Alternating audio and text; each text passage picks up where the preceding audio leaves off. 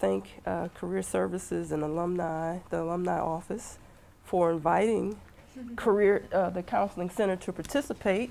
One of the things that I think people don't realize is that career counseling is a major aspect of at least a counseling psychologist identity in terms of our training and experience throughout graduate school.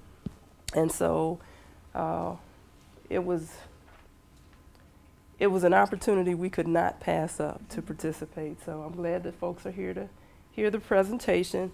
I want to apologize, I'm not feeling great today. I have a bad cold, but I'm going to do what I can. Hopefully you'll be able to understand my, make out my voice and everything. But the handout that, or at least the program that you all have says, gives the title of this presentation as To Be or Not to Be, Choosing a Career and a Major. But essentially, it really is an introduction to how career counseling is done at the Counseling Center. You may not be aware of this, but I will say it now. There are essentially 2 offices on campus which do career counseling. Career Services, of course, has a very large stake in the career decision process for students, but also the Counseling Center focuses on some real important areas as well.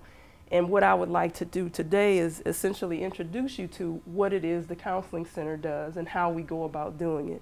We thought that might be helpful. I have to say 2.5 offices, because we have the For Undecided and Exploratory Learner program over at the Advising Center. And we do the self-directed search, which sends the student to Holland clusters and so on. And one of the reasons I'm here is to try to see what's the commonality of the approaches that we use and that you use. Okay. I'm glad you said that, because one of the things we're doing is trying to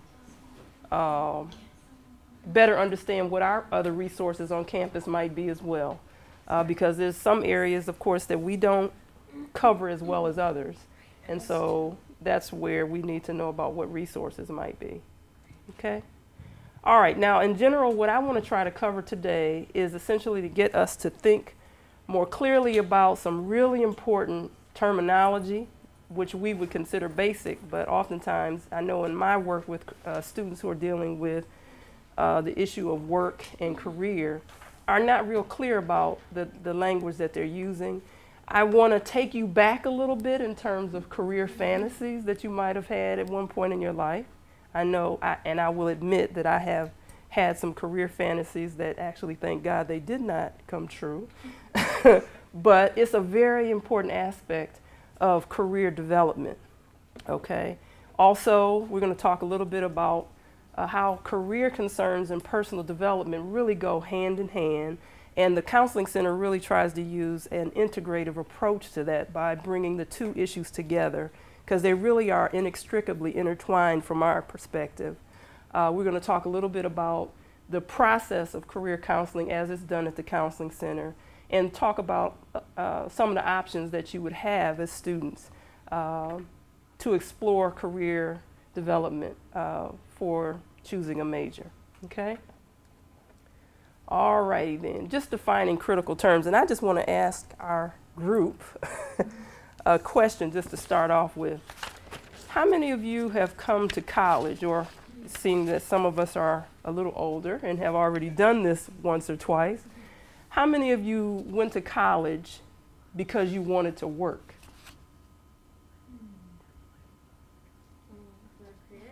Work, just work. Oh. You did? You came to college because you wanted to work? After college or? After, well, it could be. That's one of the reasons. Okay, so one of the reasons you came is because you wanted to work. Let's look at how I'm kind of defining work at this point. Work, to exert oneself by doing mental or physical work for a purpose or out of necessity, okay? A product produced or accomplished through the effort or activity or agency of a person or thing. So is that why you came to college? To work? Yes. It is. Okay, all right. Let's go to the next term. This is what I most often hear students say is the reason that they came to college. I want a job, a job, the principal activity in our lives that we do in order to earn money. Is that why you came? How many of you came to college because you want a job? That's not what I mean either. You do? That too, yes. That too. You want to work and you want a job. What did you say? It's one of the reasons, but it's not. Okay. All right. All right. So let's look at this last term. Career. How many of you came for this reason? Are you seeing any differences? Yes, you know, work is a very important aspect of our lives, okay? And as we get older, it takes up a significant portion of our work lives, our daily. If you get a 9-to-5 job, if you're working 9 to 5, that's going to be 8 hours a day over maybe a 40-year period. So it's a significant time in our lives is going to be devoted to the type of work that where we're putting forth effort in some way, whether physical, mental, or a combination of the two. However, in my opinion, a job is something you can get at any time. It's a position that you might hold. It's one position essentially. But that's not why I know I came to college. You don't need necessarily to come to a 4-year institution to get a job. You can get a job pretty much anytime. It's not necessarily something that's going to lead you toward advancement. It may not lead you toward, you know, life fulfillment, etc. It may pay the bills, but it won't necessarily be fulfilling, nor will it necessarily provide you the salary that you desire and some other important aspects to what we're talking about in terms of a career. For people who are coming to post-baccalaureate, well, not post-baccalaureate, but post-secondary school, hopefully you're looking at developing a career which is a lifetime, the general progression of your working professional life, a series of jobs perhaps, not just one position, but the series of positions that you may hold over your adult livelihood, okay, in terms of your work experience. And so I really try to help students understand that there are some real critical differences between, okay, if you're setting your goals on a job, you know, college may not necessarily fit your expectations. A lot of people are coming thinking, okay, well, I just want to make a certain salary. I'm not really particular about what degree I get. I'm not particular about how much I enjoy it, whether I do it well. I just want the piece of paper so I can get a job. But I try to help people understand that if you look at this experience as a college student as an opportunity to develop skills that will allow you to develop a career over time, that has a lot more meaning to it versus, okay, I get paid every 2 weeks doing something that really has no meaning for me. So it's important. I think these 3 terms are really critical. The work part is critical because oftentimes college does require effort. There is no 2 ways about it. Maybe not as much physical effort, but certainly a lot of mental and emotional effort. So, and that's a very important aspect to both job and career. Okay. Now, career fantasies. I want to take you back, and we have a range of ages in the room, which is great. And what I would like you to do is think for a moment about any kind of dreams or fantasies you had about working or career. We're going to use the term career since we now know we're talking about what we would like to do over a lifetime that would hopefully bring some degree of gratification and meaning, etc. to our lives, in addition to a nice salary. Let's think about childhood. What kind of fantasies did you have about what you might want to become when you grew up? Okay, I'll share one of mine. When I was about maybe 7 years old, now I'm from the urban Midwest, I would say, and my dream was to become a cowgirl. Okay, there are no, to my knowledge, unless it's on, you know, part of somebody's farm or something, there really aren't a whole lot of ranches in Ohio where you can really make a living being a cowgirl. I mean, I had the boots, I had the skirt, I had, you know, the fringe jacket, I had the guns, the hat, I had everything. And the major influence on me was my dad, because he used to like to watch Westerns on television. I was like, you know, it seems he likes that. It seems like that would be fun. They're doing physical things. And so that's kind of what I thought I wanted to be at, you know, around 7, 8 years old. So what about other people? What kind of career fantasies did you have? And who was the major influence there? Anybody? I wanted to be an astronaut. Astronaut? Yeah. Okay. Yes. And that the influence about that was what? I loved reading about Mars and the moon. And I also wanted to be a paleontologist because I like to read about Wow. dinosaurs. Okay. Very sciencey. It's Okay. weird compared to what I'm doing now. That's my point. That's my point. So anybody else? Dreams about that era of your life? Anybody? I wanted to be Go. Oh, see, we all had these fantasies. Go ahead. Either one. I just want to be a teacher because of the great teachers I had. Okay. All right. Okay. And you, young lady? I want to be a lawyer. Because. My dad's a lawyer. Okay.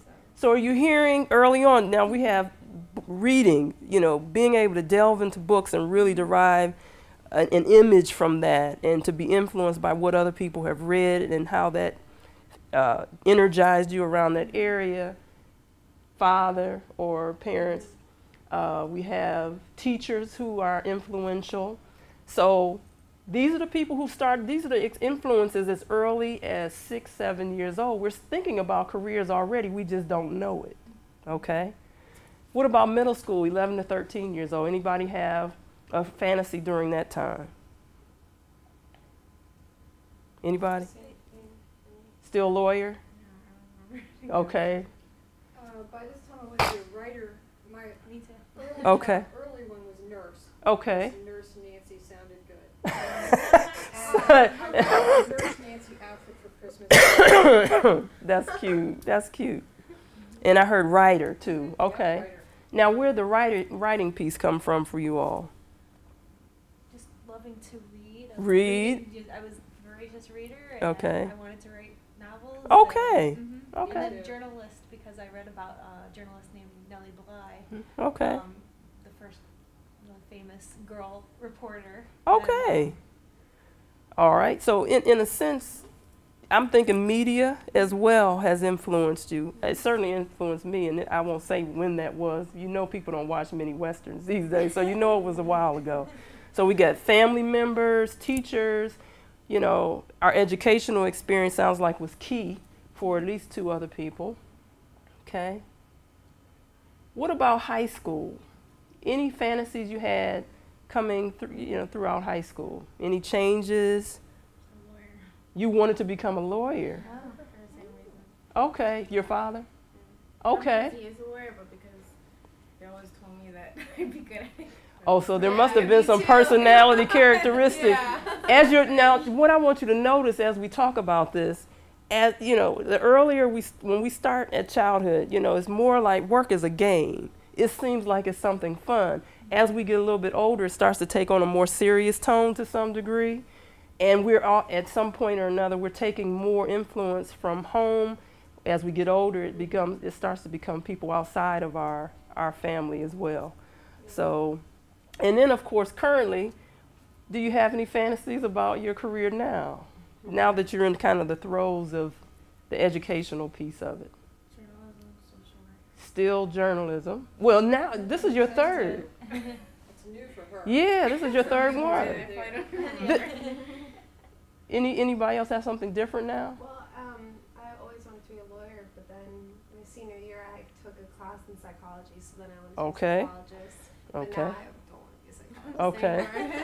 I think I would go crazy. I'm emotionally attached to people. Okay. So. All right. Well, you know, what you all have just kind of described is that at various developmental stages, we have different people influencing us, different experiences. And certainly as we get exposed to new information, we change our minds as well. And as we get older, we're taking into consideration our personality characteristics. And certainly we get feedback from other people about who we might be, particularly parents, when they're listening to us argue back with them or, you know, do presentations or recitations or whatever. So there's a wide range of influences, factors that influence us. And I think sometimes students that I work with on this issue don't understand the complexity of this issue. They would like for somebody to just say, okay, Joe, this is what you should major in, go off and do it. It really is a much more complex issue than just saying, okay, just tell me what to do, okay? And I want to talk a little bit about how we go about the career counseling process, and it's an integrative process, okay? We at the Counseling Center, psychologists from a psychologist perspective, believe that career concerns and personal concerns go hand in hand. Students come to us, and oftentimes these things are intertwined. If something is going on in their personal social life, it can have an impact on what's happening with them in terms of making decisions about what they want to do with their lives, okay? Another issue is that it's a process. As I was just saying, career decision making cannot be done in one session, 50 minutes, okay? Some people would love it if they could just do a one-stop shopping kind of experience and just say, okay, tell me what my options are, let me choose it. But we don't even shop that way. You know, when we go shopping for a special event, for us ladies, I know we have particular places that we like to go, and we may go there several times, and I'm finding that guys are like this too. We take our time and decide what is appropriate, what is a fit. We may choose 5 different outfits, go to this fitting room. No, this isn't me, let me go to my next store. So we spend time. There's a process in how we even shop for food, clothing. And so I really talk to students about the fact that this decision, or the initial career decision, because we know that there's going to be more than one decision we have to make about career over a lifetime. It is a process, and you need to allow yourself to really examine some real important components before you make a decision about what path to take. And I also want to point out that it has both rational, meaning a thought process, as well as an emotional process. For a lot of students, they're coming in having to make a decision sometimes under duress from parents, feeling like they're going to let people down, feeling like they've let themselves down if they have to change a major, if they're thinking about changing a major. Some fear perhaps that they won't be able to be successful in this career. So there can be a lot of thoughts and emotions that go into making this decision throughout this process. Now, college students are dealing with multiple simultaneous transitions that can impact careers, such as the following, okay? One of the major things that college students are dealing with has to do with finding out who they are as people, separate perhaps from parents. A lot of people are coming away for the first time from home, and really this is their first opportunity to live their lives semi-independently, and they get challenged in many ways, and so they have to figure out what their values are, how they want to present themselves, what kind of activities they want to engage in. So there's a lot of things around personal identity or self-concept that have to be stabilized. Life purpose. A lot of students come in with concerns about, you know, I don't know what I want to do with my life. I don't know why I'm here. What is the meaning of life? This existential angst kind of experience. And so if you don't know who you are and you don't know why you're here, how can you really make a decision about what you would like, what impact you would like to have in the world of work? And so these are 2 critical kinds of issues that students present with that have an impact on career choice. Social connectedness is another big one for college students, because one of the things that happens is when you come to college, you are moving from what is familiar to you in terms of your social support network, and then coming into an environment where everything is new, everybody is new. You're dealing with a much broader range of ages in terms of the students that are here, from, you know, 17 to 66 years old, maybe even more, and all of a sudden all these different people are sitting next to you in classes. How do you relate to those people in ways that are meaningful? So those are 3 primary areas that may impact one's ability to really think clearly about career decisions. I had a client in the other day, as a matter of fact, who is starting to realize, well, if I made friends with people who were in my major, I actually might be able to get along with them better. And that has a lot to do with it, depending upon what you decide to major in. If you haven't found friends or people who you feel at least good about associating with in other areas, sometimes it is a good thing to match up with people who are part of your academic area. But all of this is to say that it's important to integrate multiple aspects of a student's development in order to do effective career counseling. I think sometimes people want to focus just on one thing. Sometimes I just need to choose a major, Dr. Waters. That's all I need. I don't want anything else. And then I find out you have no clue what you're interested in. You know, you have no work experience. You got problems at home. You're maybe dealing with a chronic illness. No wonder you can't decide yet. Maybe you have to figure out a few things before you actually settle on a career direction, okay? All right, so this is a basic model of how we do counseling at the career counseling at the career counseling at the counseling center, and it's an in-depth integrated process. Our focus really is, and I think this is our strength, is to focus on increasing awareness of self. That's the first step from our perspective, is really to help people utilize themselves as the foundation for any decision that gets made about career choice. We help students figure out, and I'm going to help you all do a little of this maybe today. I don't know if we'll get to it, but really help them do an assessment of interests, what their skills are, values, some personality characteristics, and also look at some motivational kinds of concerns. But we really try to help students start with self as the foundation versus some external stimulus as the foundation for the decision, because when the decision making is coming from outside of us, we really don't have a real connection to the consequences. We don't take responsibility oftentimes, and also the decision doesn't reflect who we are and what we might derive great enjoyment from or do well at. So we really try to start with these kinds of assessment and exploration activities. The second step in the process for us would be to help students or introduce the exploration of the world of work.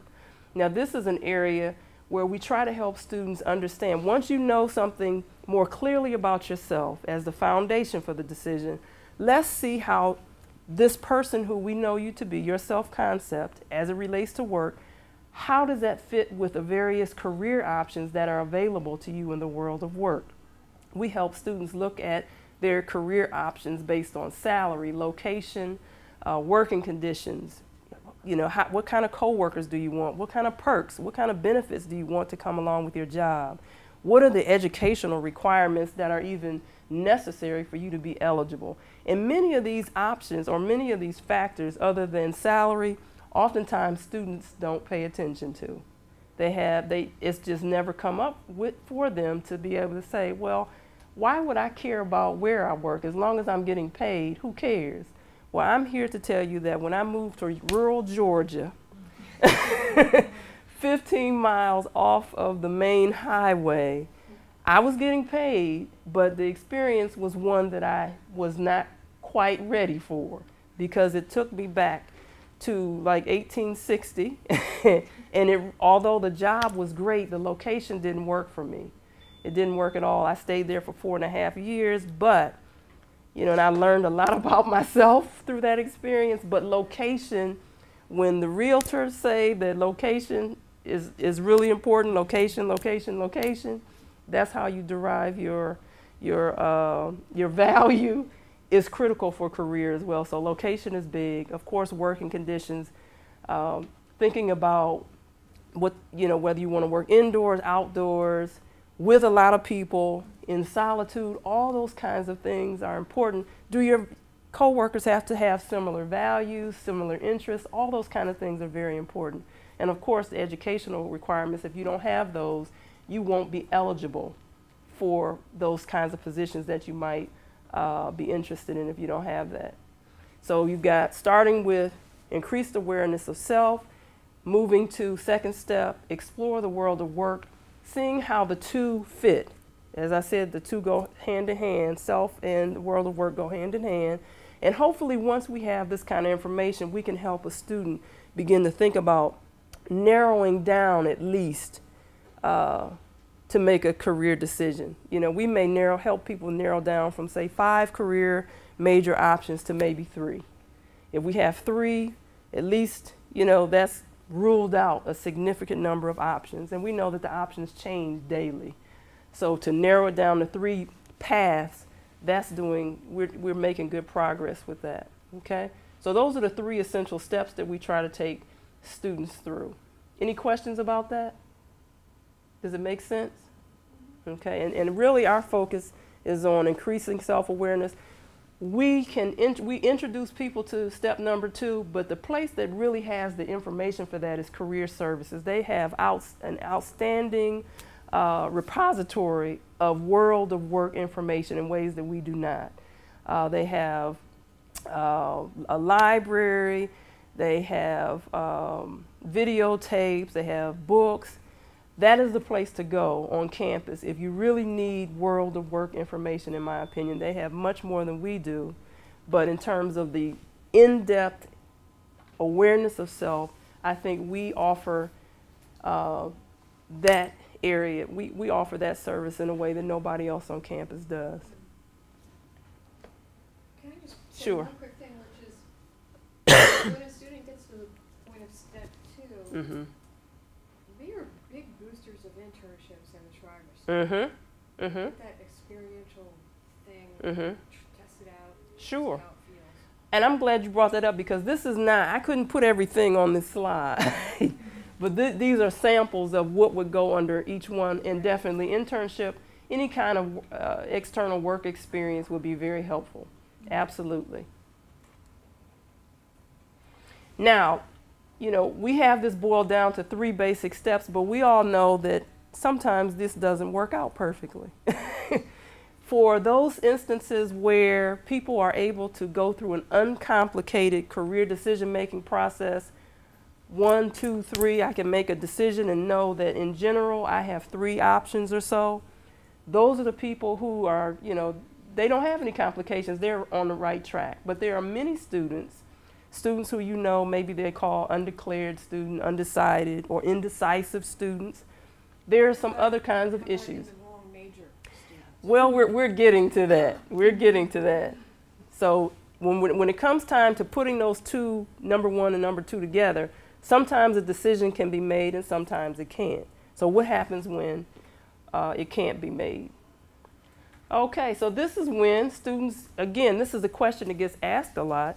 So when should a student come to the counseling center for this type of counseling? Okay, it's when they can't make that decision, of course, when there's a lack of clarity about personal identity, okay? When self-concept is not clear, I'm not sure who I am, I'm not sure what I like, what I'm interested in, just I don't know to all the who am I questions and what do I like questions. Anytime I'm confused about life purpose, it's hard to know what direction to go in to fulfill life purpose if you don't have a sense of what it is. Difficulty establishing meaningful relationships and connections, because oftentimes, you know, networking in terms of career is so important, and I know us, you know, the folks in here who are already working know the importance of that. Students don't understand that yet, so those social skills and learning how to connect with people in ways that work effectively for us is critical. This is what you were saying, Nancy, confirm or disconfirm the fit. One of the things I often challenge students to do in seminars like this or workshops like this is to take this opportunity to confirm what you've always known. You know, some students will come and say, yeah, I'm 100% sure I'll stake my life on it. This is what I want to do. This person is 18 years old. For some people that could be true, but for many others it is not. And so I asked them to go through a basic process to see, you know, is this really you, or are there other options that are now available to you in this much larger environment called college that might actually fit better? Unfortunately, some students don't disconfirm until it's too late, meaning you know, it may have affected their GPA, they may feel, you know, be struggling with self-esteem or academic self-concept, depression, all those kinds of things can happen. They may be angry. just struggling with all kinds of retention-related issues. And so we would like to prevent those kind of things from happening by getting them to think about it in advance. Being able to, they need to explore new options. Anybody who says, you know what, I like this, but it just doesn't feel like me. I can do it, but I don't really like it. And there's a lot of students here who have what I call multi-potentiality. They can do a whole range of things, but not really at the level where they really feel energized and passionate about it. And at this level, I think being in college is really a privilege. I know that like at least 25% of us go now, but still it's a privilege. And if you're going to invest time and money, blood, sweat, and tears, studying and all that, you need to find something, if possible, that you really are going to love to do no matter what, that you're going to really derive some enjoyment from. So being, having an opportunity to explore, I think is very helpful. And then, of course, there are those students who just don't have good decision-making skills. They've always been told what to do. And so, again, here they are in college waiting for somebody to tell them what to major in. And so some people just, at some level, need to acknowledge, you know what, I can't make decisions about anything in my life. Maybe if I learned how to make good decisions, wise decision-making process or something to that effect, I could actually make a good decision about my major. So that's something that's also important. So anybody who's struggling with any of those 6 issues could benefit from counseling, integrative career counseling. But also, anybody who's dealing with career barriers, which can be internal or external, okay? And these are some of what are called internal barriers. Well, they're going to be both. Lack of self-confidence, okay? I don't know that I can, a lot of self-doubt. Disapproval by significant others. I talk to a lot of students who are afraid to choose one major or another because families don't want them to do it, or they do want them to do it and the student doesn't like it. Well, my friends are all doing this, and so I need to go in this direction, but I really don't want to. So they struggle with those kind of career barriers. Discouragement from choosing non-traditional careers, and I know that especially on this campus, a lot of women are in non-traditional areas. And although I think that probably that's generally well accepted, it's still a struggle for some folks to be choosing majors that are not necessarily congruent with what society thinks they should do at large. Okay, there's also students who, whether real or perceived, feel like discrimination based on racial group membership or gender is still an issue. I think that's still very much present in our society. And then, of course, we have non-traditional students who may be married and trying to go to school. You may have parents who are trying to go to school, you know, people who are working, parents and students. So oftentimes students who are here on our campus and on most campuses, they're managing multiple role conflict and trying to figure out, well, given all these responsibilities I have, how do I really come to a good decision about a major and a career at this point in my life? Okay, so here we will have a little bit of time for the assessment. And folks who are, I'm just going to make sure everybody gets one. This is essentially a sample of what the strong interest inventory is like. And it's a way for you to assess what your interest area is like. And what the Holland assessment does basically is it tries to connect your interest and preferences for work activities with the type of environment that might fit those. So what you're going to do really quickly is just in that first section where it says step 1, you just circle anything that you like to do out of those 48 items. Okay, anything that seems to fit with what you like to do. Multiple things? Yes, multiple things. Right. You only get 1 out of 48. Don't even try to go beyond that. And that's the thing you're going to be doing for the rest of your life. Some people do think like that too. Again, we're looking at what your And I would say go with strongly interested in. Are you strongly interested in farming, advanced math, being in a play? Not, yeah, I could do it, but strongly interested in it.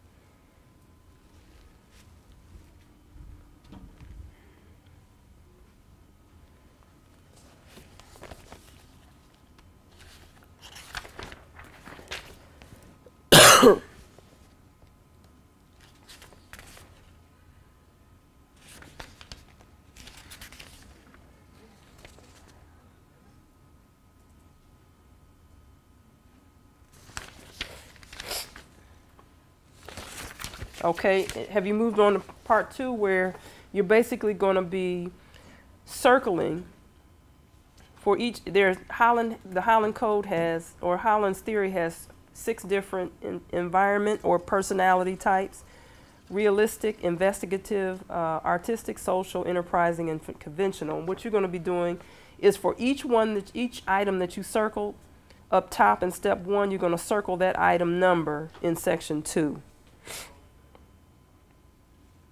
And with the Holland instrument, the strong interest inventory, what you're going to be doing is giving yourself a 3-letter code based on the highest 3 numbers in the rectangle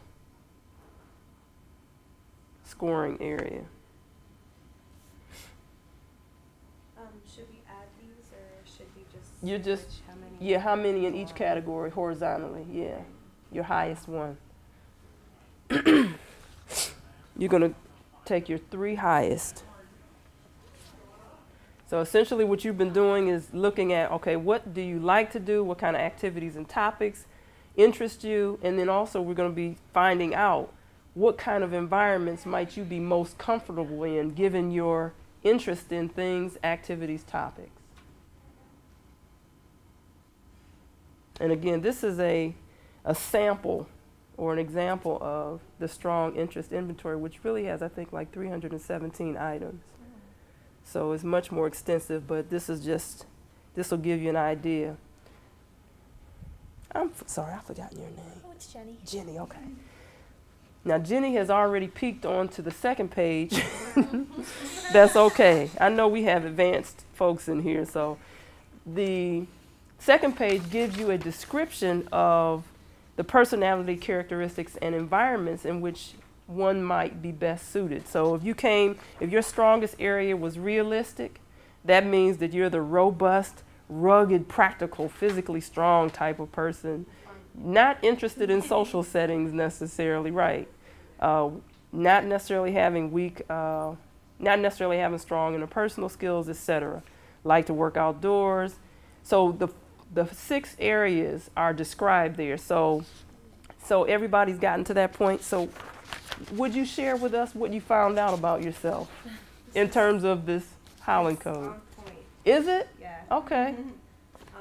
What was your top one? I was social. Social. Okay. And artistic and enterprising. Okay. I love to talk. Okay. I love to meet new people and make relationships, and I'm very logical. Okay. I like, I'm kind of lazy. I'm not, I don't like lifting things. Okay. Okay. Unless it's for something fun. Okay. You know. All right. And what about the second one? Second highest. Well, it was equal between enterprising and artistic. Okay. So, Okay. I mean, honestly, I would love to be like a professional dancer as my job, or like a singer. But realistically, I'm not going to do that. Okay. But I have a lot of skills in the entertainment. Like I Okay. can dance, you know, Okay. sing. And I would love to do that. Now, if you were in career counseling with me, one of the things I would be talking to you about is that since you have multi-potentiality, you have to understand that, number one, you may not do all of this as your work life. And you know, it may be that some of these things that you love to do and can do really well, you will do as your hobby, Yeah. or do it as a way to serve others, etc. Or it may be something that you further develop later. You may not do it all at once, or you might find a way to synthesize some things. That's the other thing that college students don't necessarily understand right off the bat, is that sometimes you can combine your interest and make it into your work.